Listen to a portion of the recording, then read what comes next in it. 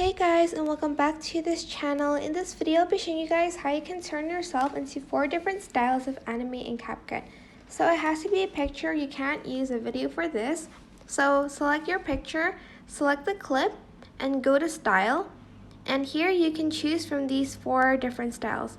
There's Japanese, dreamy, I think this one's just the normal one, and this one's the muscle man anime. So to add it, just select the style you want on your picture, and then it's just going to generate it for you. This one's the cat one, I think, and this one's the dreamy one. And the last one, we have the Japanese one. And that is basically it for this video. I hope it was helpful for you guys. Don't forget to like, comment, share, and also subscribe to this channel if you haven't done that already.